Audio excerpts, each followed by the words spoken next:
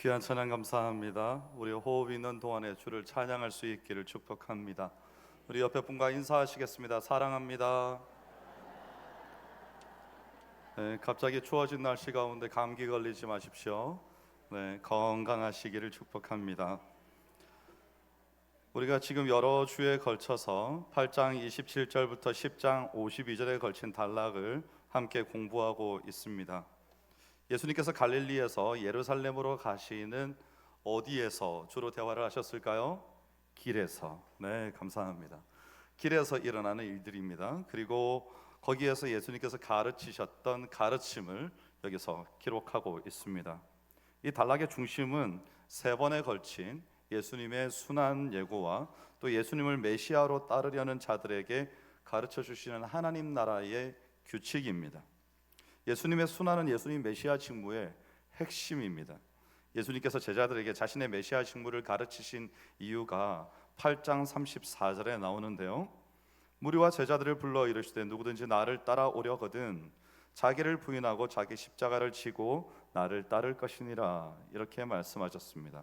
예수님을 메시아로 따르는 자들에게 그 길을 확실히 알게 하시기 위함이었습니다.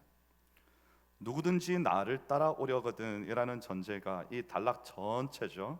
8장 27절부터 10장 52절까지 전체를 이끌어가고 있습니다. 예수님의 법은 그를 따르려는 자들에게만 필요하기 때문입니다. 그를 따르지 않는 자들은 이미 나라 밖에 있으니 그 법을 알 수도 없고 따르지도 않는 것이죠. 예수님이 가르쳐 주시는 하나님 나라의 규칙, 이 규범은 그래서 이 세상의 규칙과 전혀 다릅니다. 예수님이 메시아가 되는 하나님의 나라는 모세가 이끌었던 이스라엘과도 다릅니다.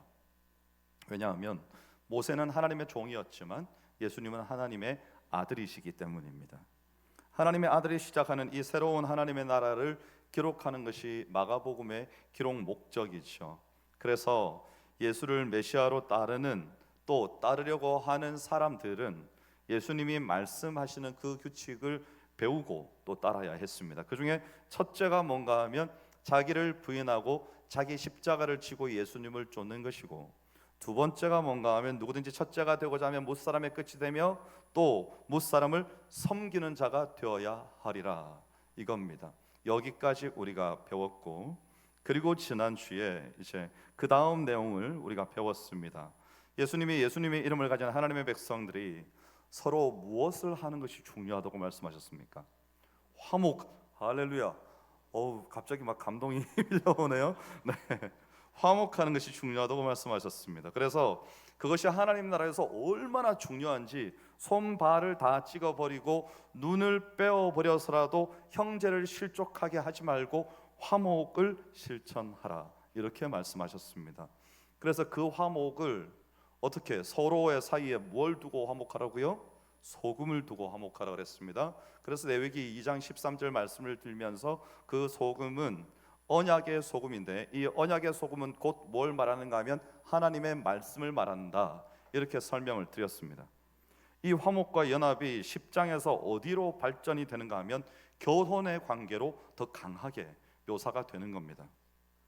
예수님께서 갈릴리를 떠나서 유다 지방과 요단 건너편으로 오셨습니다. 이 지역이 헤롯 안티파스의 관할 지역이었는데, 말하자면 유대인의 지역이죠. 이 1세기 유대 사회에서 많이 문제가 되었던 게 뭔가 하면 결혼과 이혼 문제입니다. 바리새인들 사이에서 심각한 해석의 어떤 논쟁거리였습니다. 이들이 신명기 24장 1절부터 4절을 근거로 남편이 아내의 수치되는 일을 발견하면 이혼 정서를 써주고 내쫓을 수 있었다고 이렇게 주장하는 겁니다. 본문 10장이 바리새인들이 예수님께 사람이 이혼을 하는 것이 합당합니까? 라는 질문으로 시작하죠. 지금 단락은요, 8장 27절부터 10장 52절은 예수님의 메시아 직무를 말하고 있는데 갑자기 밑도 끝도 없이 이혼이 등장한 겁니다. 그래서 우리는 아니 예수님의 메시아 직무와 이혼이 도대체 무슨 상관이 있는가, 이렇게 의문을 가질 수가 있습니다. 그래서 본문을 단지 어떤 이혼에 대해서 하지 말라는 말씀이라고, 지침이라고만 이해하면 우리는 인간적인 삶으로는 조금의 도움을 받을 수 있겠지만 마가복음이 본래 말하고자 하는 그 문맥상에서의 의미는 깡그리 다 놓치고 지나가 버리게 되는 거죠. 왜냐하면 지금 마가가 예수님의 메시아 직무와 그의 나라의 법을 얘기하고 있는 가운데 사람 사이에 이혼 얘기가 나올 이유가 없기 때문입니다. 마가복음이 모세로 대표되는 하나님의 나라, 그 구약의 이스라엘과 대조해서 이제 예수님이 메시아 되는 신약의 하나님 나라를 설명하고 있다. 이건 이제 여러분이 많이 들어서 잘 알고 계시리라 생각합니다. 자, 그걸 기억하면서 본문을 읽어봅니다. 예수님도 말씀하셨습니다. 10장 3절에 대답하여 이르시되 모세가 어떻게 너희에게 명하였느냐. 율법, 그들이 알고 있는 율법을 확인하고자 하시는 거죠. 그러니까 바리새인들이 신명기 24장 1절부터 4절을 인용해서 예수님께 모세는 이혼 정서를 써주어 버리기를 허락했습니다라고 대답했습니다. 자, 이 내용을 우리가 1절부터 4절까지를 함께 한번 읽어보겠습니다. 시작. 사람이 아내를 맞이하여 데려온 후에 그에게 수치되는 일이 있음을 발견하고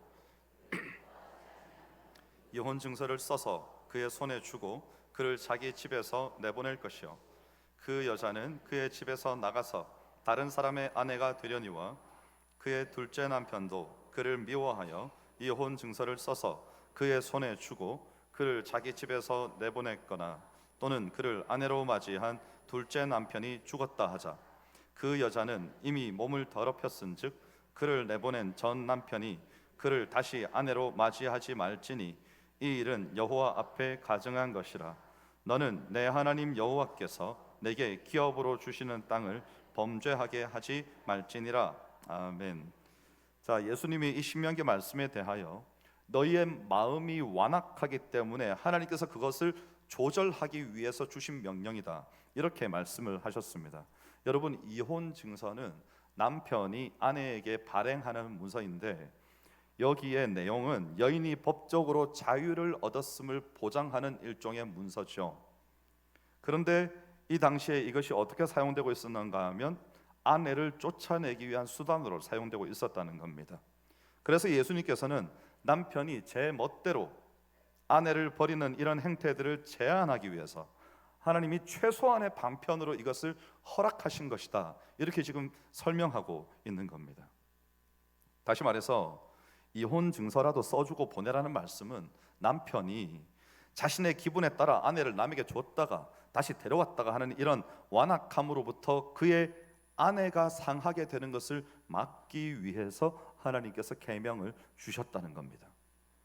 그래서 이혼을 하는 것 자체는 하나님께서 기뻐하시지 않는다는 것이죠. 자, 예수님은 오히려 창조 때에 하나님의 계획이 어떤 것이었는지 말씀합니다. 창세기의 말씀은 창세기 2장 24절은 이렇습니다. 이러므로 남자가 부모를 떠나 그의 아내와 합하여 둘이 한 몸을 이룰지로다 라고 말씀하시고 난 다음에 예수님께서 한마디를 덧붙이시는데 마가복음 10장 9절에 그러므로 하나님이 짝지어 주신 것을 사람이 나누지 못할지니라, 이렇게 말씀하십니다. 우리 결혼식의 설교 본문으로 가장 많이 등장하는 본문이죠. 이 말씀은 연합을 강제로 깨뜨리는 행위를 하나님께서 기뻐하시지 않으신다, 이 결론을 우리한테 보여주는 겁니다. 그러니까 제자들이 다시 물어봅니다. 예수님, 그 말이 무슨 뜻입니까? 이해를 하지 못한 거죠. 그러니까 예수님께서 다시 설명해 주십니다. 누구든지 그 아내를 버리고 다른 데에, 이게 11절 12절이죠. 다른 데에 장가 드는 자는 본처에게 간음을 행하며 또 아내가 남편을 버리고 다른 데로 시집가면 간음을 행함이니라, 이렇게 설명하셨습니다.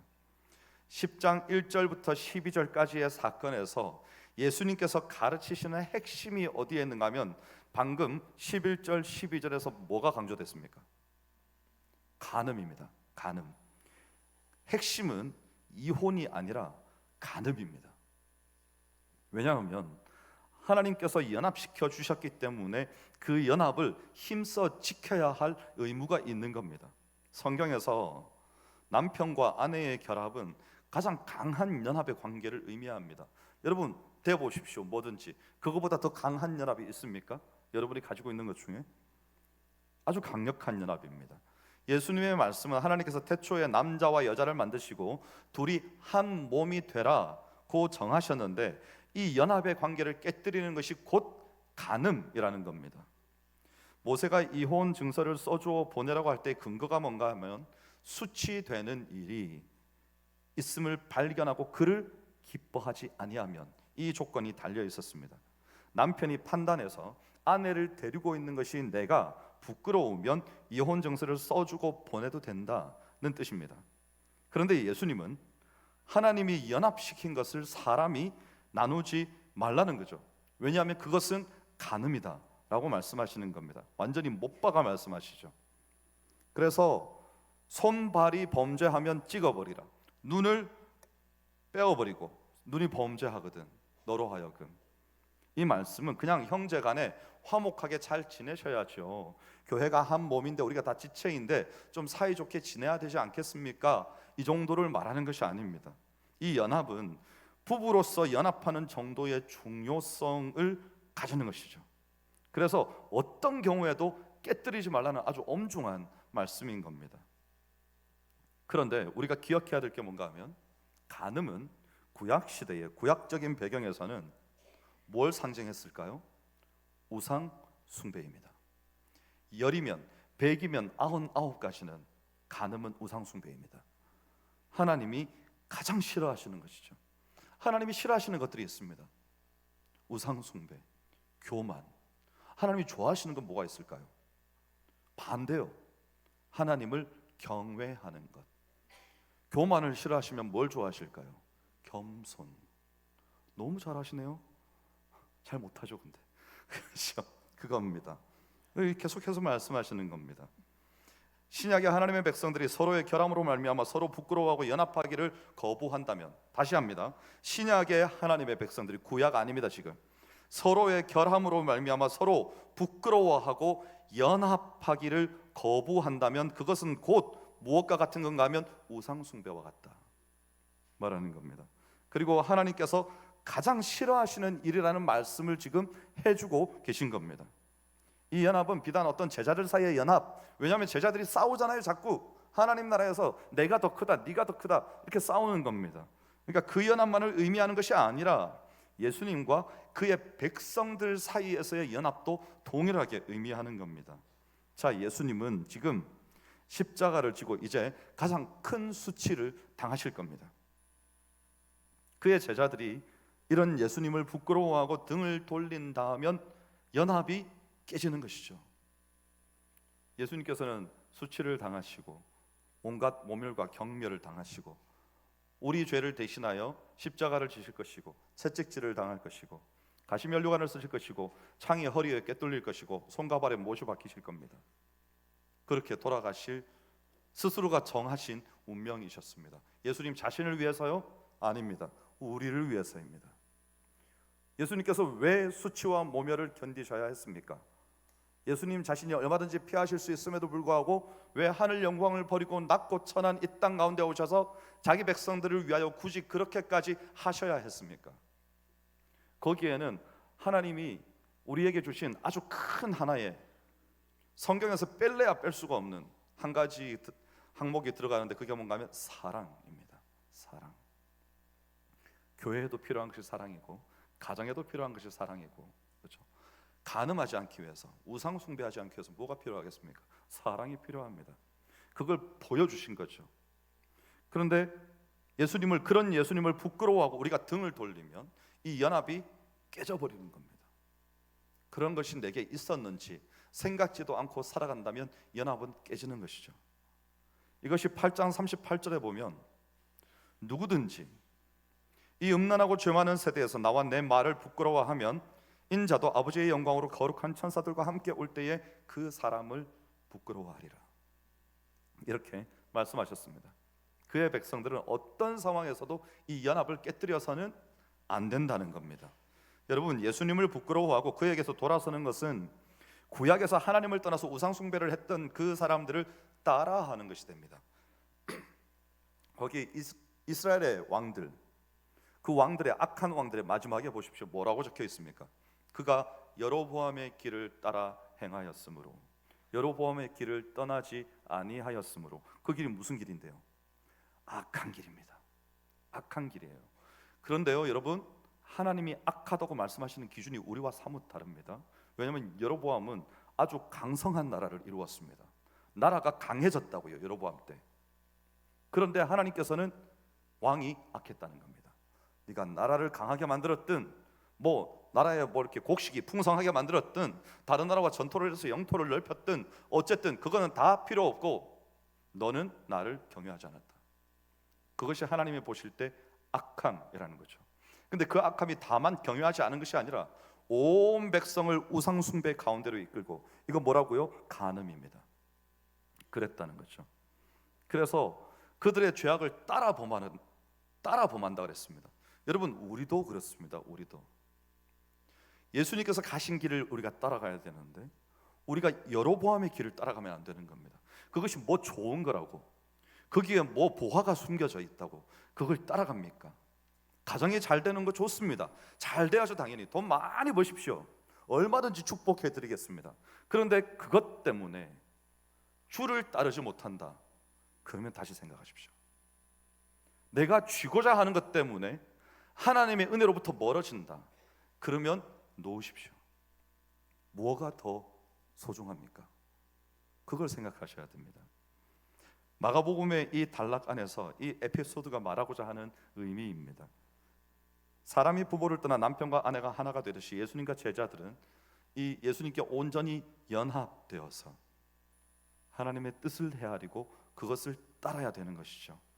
그런데 7절에 보면 부모를 떠나서라고 말하지 않습니까? 그런데 29절에 집이나 형제나 자매나 어머니나 아버지나 자식이나 전토를 벌이는 것으로 확장됩니다.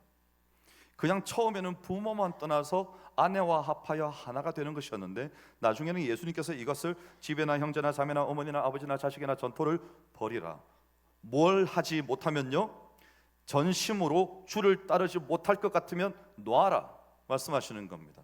자, 그러면 어디 헌신짝 같이 가족 간의 관계를 다 내팽개치라는 말입니까? 그게 아닙니다.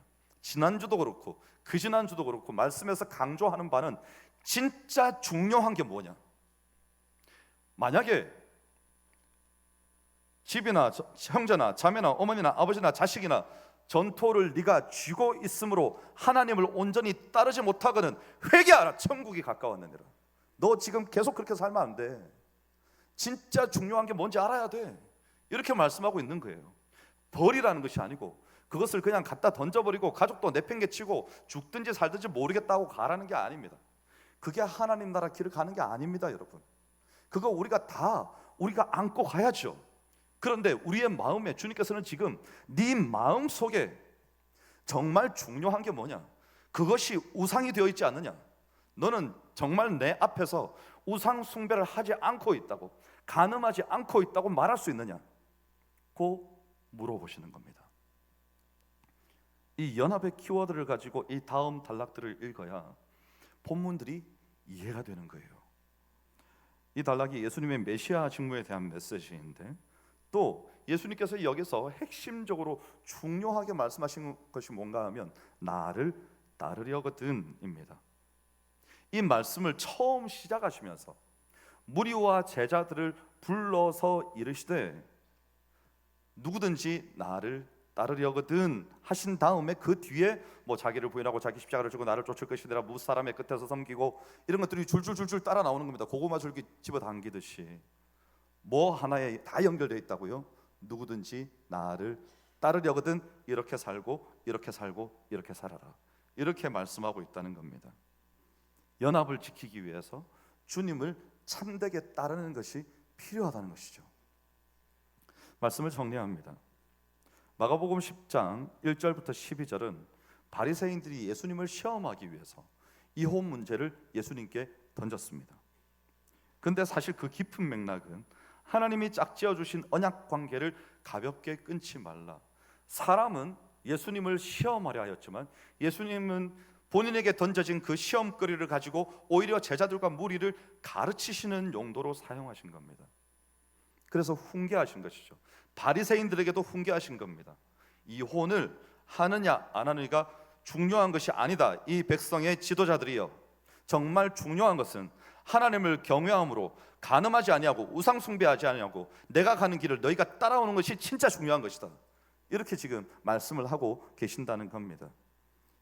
구약에서 모세가 그것을 허락했던 것은 바로 지금 너희들과 같이 이 완악함 때문이고, 예수님께서는 창조의 본래의 뜻을 회복하기를 원하신 겁니다. 한 몸 된 연합을 지키라. 그리스도의 몸으로 세워지는 교회.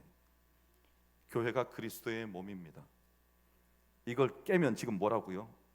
간음이요, 우상숭배입니다. 하나님께서 우리를 판단하시는 기준은 명확합니다. 내 아들의 피를 주고 산 내 교회를 깨뜨려? 누가? 여러분 앞에다 불러 세워놓고 네가 그랬느냐? 라고 물으시면 우리가 평소에는 아이고 그냥 한번 실수하긴 했는데 그냥 둘이 잘 해결하고 넘어갔어요. 그런데 여전히 누군가는 상처받고 누군가의 교회를 나오지 않고 공동체는 깨지고 구역은 와해되고 가정은 무너지고 이러고 있는데 나는 괜찮대요. 나는 회개했대요. 아니요. 간음이요, 우상숭배입니다. 하나님께서 그걸 물으시겠다는 겁니다. 연합을 누가 깨뜨렸느냐.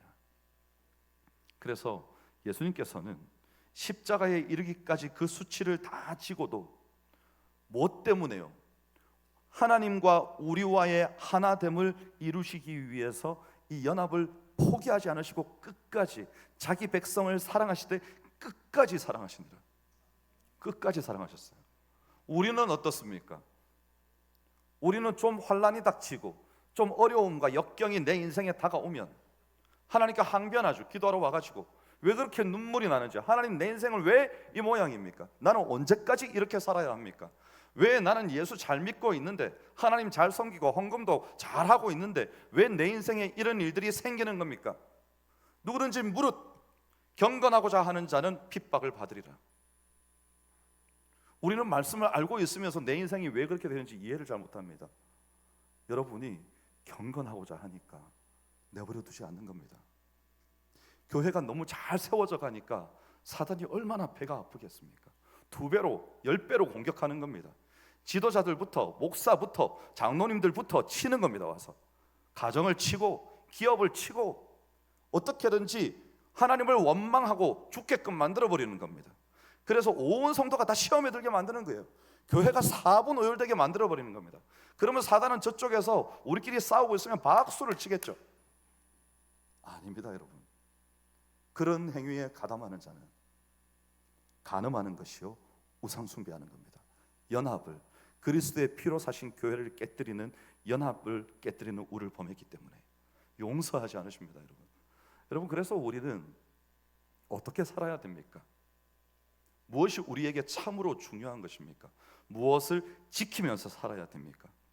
더 깊은 연합으로 나아갈 수 있도록 우리는 안고 가야 됩니다. 오늘의 수봉산 교회요, 저는 잘 모릅니다. 지난 역사를 샅샅이 알지 못합니다. 저 온 지 이제 1년 조금 넘었습니다. 하지만 한 가지는 알고 있습니다. 누군가가 교회가 와해되려는 위기 속에서, 경제적으로 어려운 상황 속에서 자신의 삶과 자신의 집과 자신의 모든 것을, 아까 뭐라고요? 주님 앞에, 이것이 다 주님의 것입니다. 내가 교회를 섬기면서 교회를 사랑하면서 받는 수치와 모멸감, 사람들이 저를 욕했어요 그때, 이런 분들이 많아요. 그런데 그들이 그것을 내 가슴에 안고 홀로 은밀한 골방에 들어가서 하나님, 내 가슴은 아프지만 내가 이 교회의 하나됨과 하나님이 이 교회를 바르고 견고하게 세우시는 일을 위하여 내가 누군가에게 이것을 전달하지 않고 내 가슴에 안고 주님께서 나를 위하여 당하신 수치와 모멸감을 기억하면서 나도 이 교회를 그렇게 사랑하고 섬기겠습니다. 그 마음으로 구석에서 혼자 눈물 흘리는 사람, 그런 분들 때문에 교회가 세워지는 겁니다. 교회가 그냥 아무렇게나 그냥 여러분이 와서 헌금 한번 냈다고 해서 그냥 세워지는 게 아니에요. 하나님의 은혜가 각 사람의 심령 가운데 있어서 그 은혜가 우리 안에서 역사함으로 내 인생의 수치와 모멸이 다가오더라도 능히 그것을 견디고 환난과 역경 가운데서 내가 우리 주님을 헌신짝 버리듯이 원망하고 불평하고 버리지 않고 끝까지 주를 붙들고 사랑합니다 주님, 그럼에도 인내하겠습니다. 주께서 피로 사신 교회, 제가 지키겠습니다. 제가 아무도 보지 않는 자리에서 은밀하게 기도하고 누구도 보이지 않는 곳에서 겸손히 봉사하겠습니다. 말씀이 시키시는 바를 따라 누구든지 나를 따라오려거든 하신 그 말씀을 따라 바로 내가 주께서 가신 그 고난의 길을 가겠습니다. 내 인생의 고난과 희생의 잔을 채우겠습니다. 이런 각오가 있는 이들을 지금 예수님께서 찾고 계신다는 겁니다. 무리와 제자들에게 이르시되 누구든지 나를 따라오려거든. 오늘 여러분, 우리는 저라고 왜 축복 설교하지 하고 싶지 않겠습니까? 저라고 여러분들에게 왜 여러분 복 받으십시오, 건강하시고 돈 많이 버시고 성경이 이렇게 말하고 있습니다, 왜 이렇게 말하고 싶지 않겠습니까? 근데 여러분, 저는 진짜 복이 뭔지 알기 때문에 그렇게 하지 않습니다. 진짜 복은 그리스도와 함께 고난받는 겁니다. 진짜 복은 그리스도의 남은 고난을 내 인생에 채우는 겁니다. 그러면 나중에 여러분의 삶이 언제 영화롭게 되는가 하면 우리 주님 앞에 섰을 때, 이 땅에서의 잠깐 눈 감고 떴는데 지금 80이시죠? 눈 감고 떴는데 90이시죠? 저 천국에 가면 눈을 100번 감았다 떠도 세상이 끝이 오지 않습니다. 영원히 사는 겁니다. 그 나라에서 영화를 누리기 위한 방법은 이 땅에서 주와 함께 고난을 받는 겁니다. 그러면 여러분, 고난 속에서 고난만 받겠습니까? 먹고 살게 해주시고 열심히 일하면 돈 벌게 해주시고 가정에서 사랑하면 가정이 화목하게 해주시고 다 해주시는 겁니다. 근데 그 속에 뭐가 있어야 된다고요? 주를 따르려는, 진정한 연합을 지켜내려는 결단과 헌신, 이것이 있으면 주님께서 우리를 기뻐하신다는 겁니다. 이번에 일주일을 살면서 우리에게 이 결단과 헌신이 있기를 원합니다. 내가 주를 버리지 않겠습니다. 주께서 나를 버리지 아니하셨으므로 누구도 포기하지 않겠습니다. 주께서 나를 포기하지 않으셨으므로 이 마음 가지고 이번 한 주도 하나님께서 기뻐하시는 주를 따르는 진정한 연합의 길을 걸어가시는 여러분이 되시기를 주의 이름으로 축원합니다. 기도하겠습니다. 하나님, 감사합니다. 누구든지 나를 따르려거든 자기를 부인하고 자기 십자가를 지라고 하셨습니다. 누구든지 무사람의 첫째가 되려거든 끝에서 섬기라고 말씀하셨고, 하나님을 떠나는 간음을 행하지 말고 진정한 연합을 지키라고 말씀하셨습니다. 이제 우리가 이것을 하되, 하나님, 이것이 무서워서 하는 것이 아니라 하나님을 너무너무 사랑함으로 하나님의 은혜가 내 삶에 넘쳐남으로 그 은혜가 내게 족하도다 말씀하는 그 은혜를 가지고 우리가 자원하여 섬길 수 있기를 원합니다. 자원하여 사랑함으로 기쁨으로 하나님 교회를 섬기고 위하여 기도하며 성도들을 섬기고, 그래서 견고하게 세워나가는 우리의 삶이 될 수 있도록 은혜를 내려 주시옵소서. 감사드리며 예수님 이름으로 기도하옵나이다. 아멘. 다 함께 찬